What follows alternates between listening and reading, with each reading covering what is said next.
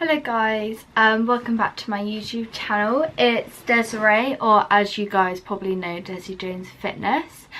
For today's video I've decided that I'm going to talk about my transformation and how I got from suffering with anorexia to being the individual I am today.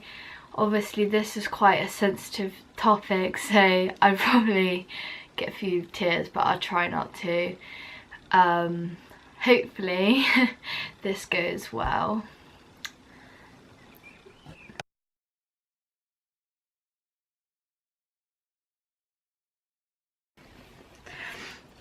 When I was going through my eating disorder, I was eating literally so little.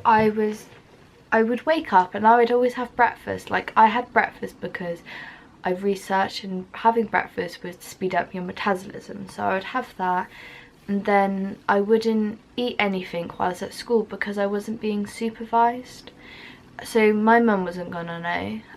So it was quite easy, well, I felt like it was easy to get away with it. And then, like, when it would come to tea time, I would take a few mouthfuls and then I just wouldn't eat anymore. And like, I remember having so many arguments with my mum because she would try and get me to eat more, and obviously I was like, I'm not hungry and I don't want it and I don't need it, and it caused such barriers between me and my mum, and I was pushing her away. Because that's the thing with mental health, you will push away everyone that tries to help you. No matter how much you love them, you will push them away. And I've had so many moments. A lot of people would go, why don't she just eat? Why doesn't she just eat? And because when someone doesn't understand, they're thinking, why isn't she eating? Like, if she's like underweight, then surely she should just eat. Like, what you doing? But like, there is so much more to it. The fact you feel that you shouldn't be eating is so hard to all of a sudden start eating again. And obviously, like, your stomach shrinks. So when I started eating again, I had to do it gradually because I couldn't just cram everything in, because my stomach was literally so small that eating just like the tiniest meals was so filling, and it physically hurt. Like, I was constantly in so much pain from eating food, and like my stomach would literally just like bloat out when I was trying to get better. And obviously when you physically hurt from eating and you feel sick because you don't actually want to be eating it, but then there's still this other side which is saying, come on, you need to do it. It's literally just mind games. It's like the angel and the devil on your shoulder, because during recovery it's not easy. It's constantly, one day you'll wake up and you'll feel pretty good and it's a little bit easier, and then other days you wake up and you literally have no motivation. You don't want to get out of bed, you don't want to eat, you don't want to see your family, you just shut yourself away completely. It's just crazy. And just talking about it just breaks my heart to think I went through that and other people have been through that, and some people are still suffering. It's just such a cruel illness. But yeah, I'm a lot better now, and I couldn't be happier with the way things are.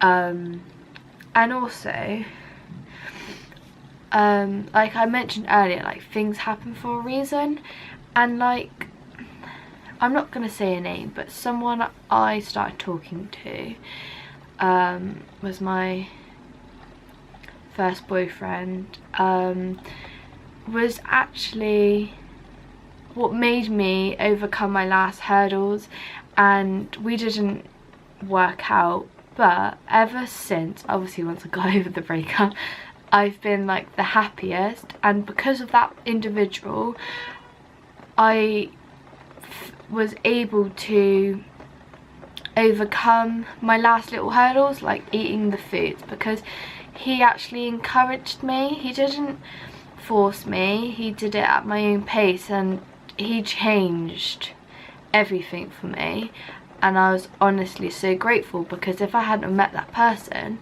I probably wouldn't be eating what I do now. So that's why the past, I'd say 6 to 8 months, I've been like the happiest I've ever been, and like free of the eating disorder. So yeah, that's why I always believe that if like you meet people and they have a purpose, like sometimes they stay, sometimes they don't, but I believe that was his purpose, was to help me overcome. Like my mum always believed that because she was someone that was my mum, it was like I trusted her in a different way I would trust like a boyfriend or a friend. So she could only do so much, and she believed that it was going to be a boy that would help me overcome my last steps. Obviously it's down to me, but like having positive things around you, obviously it helps. And I believe that, I don't know what I was gonna, I don't even know. I don't know. I'm literally so tired. I've been up since 5:30 this morning, so I'm just...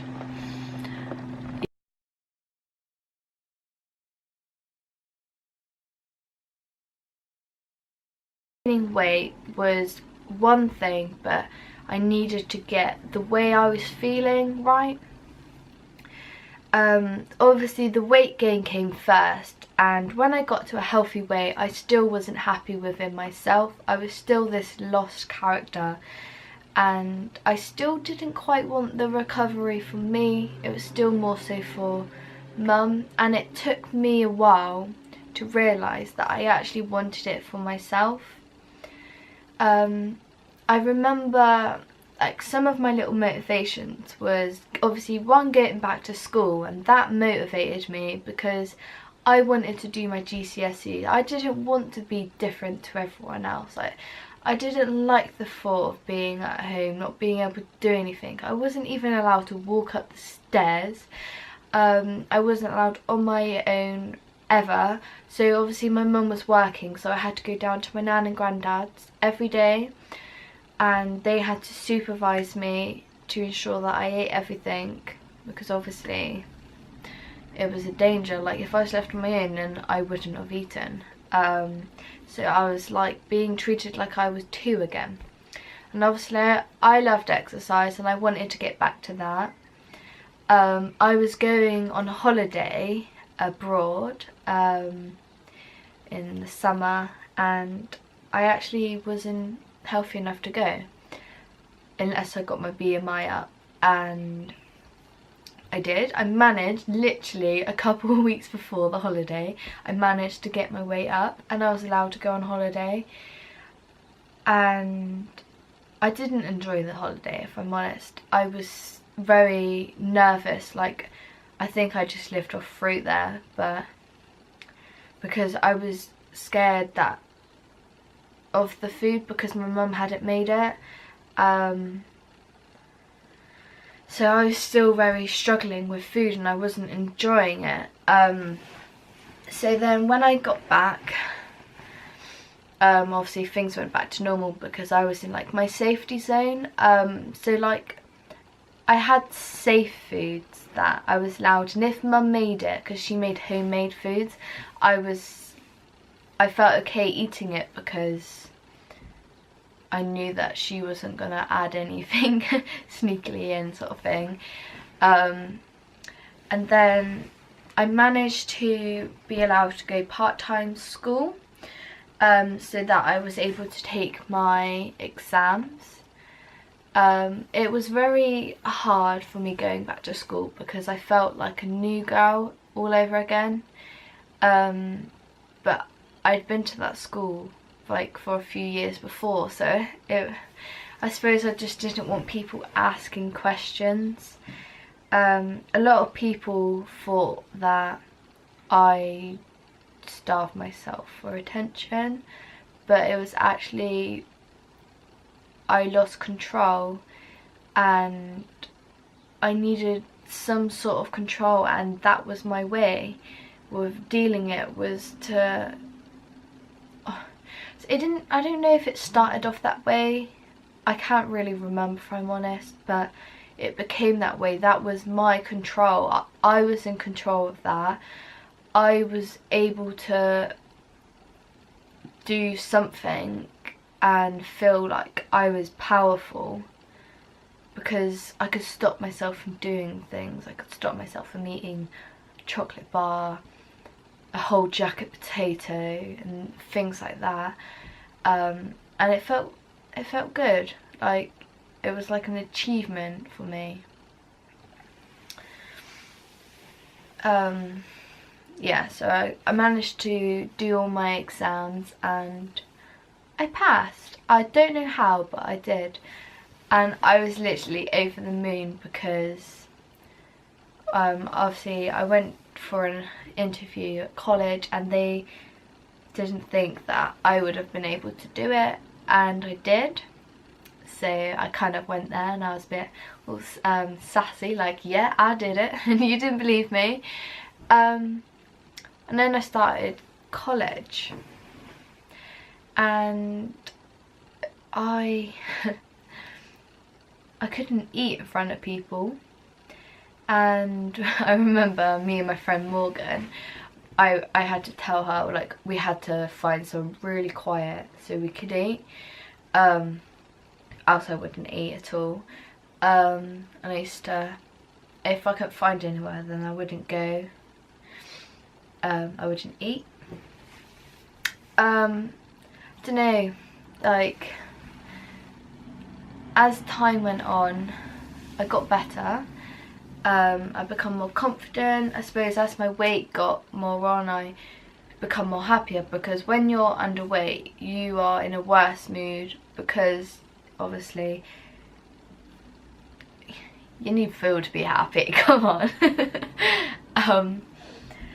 But like, it's strange because like I started off at college and I didn't eat really unless I was like hidden away, and now I like stuff my face in college. Like, that's literally all I'm doing is eating food and drinking coffee, of course. And it's just like crazy to think that. And what helped me overcome my last steps was actually the gym. I started the gym in December 2015.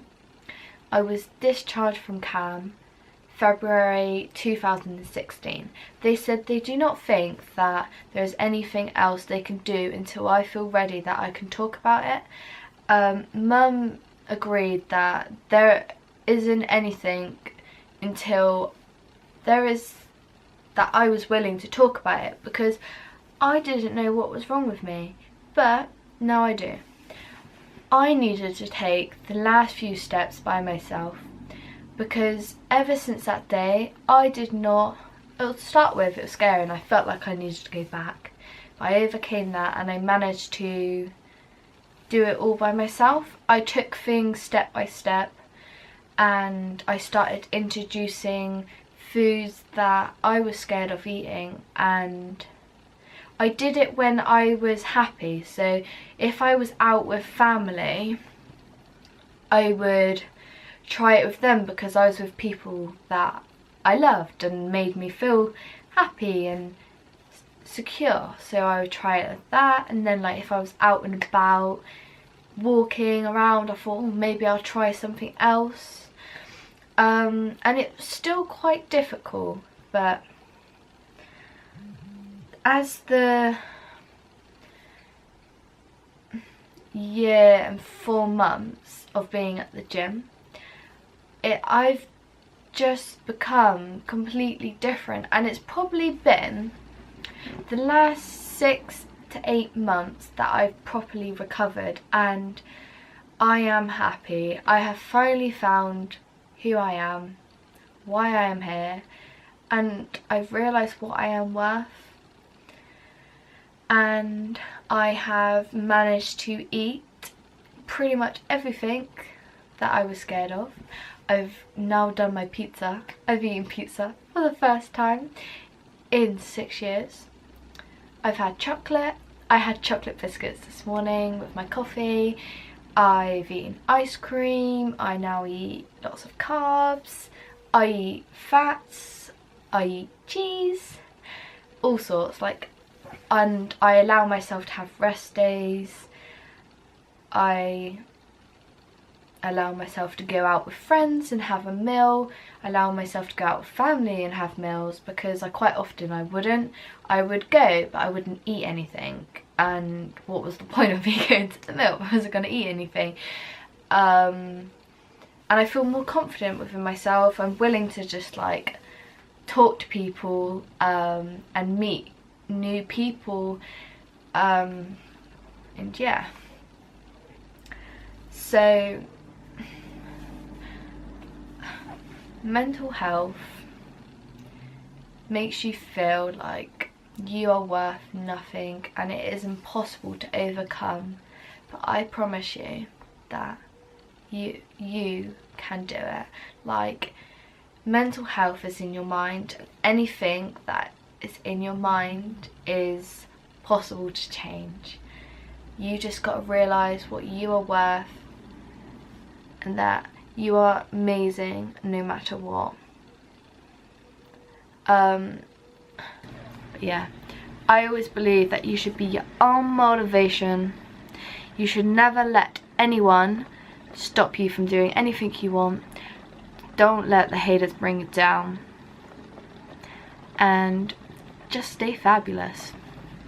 Live life to the fullest. Be fab. Also, I'd like to add that I will be doing a walk and talk fundraising event, which is done by Beat ED, which is a charity to raise awareness for eating disorders. So I will be doing that, and I will be raising money. I will keep you up to date on that, and it would mean a lot if some of you guys could help raise money for mental health. I hope this helps people. I don't know if this is really what you expected. I don't really know the best way to explain my story, because part of my life is actually a blur, but I just kind of want to show you that I was lost and now I am literally the happiest human being ever, and I just love life basically. So yeah, I hope you enjoyed this video, and I apologise for the tears. That was part of it. So if you could like and subscribe, and I'll see you on my next YouTube video. Bye.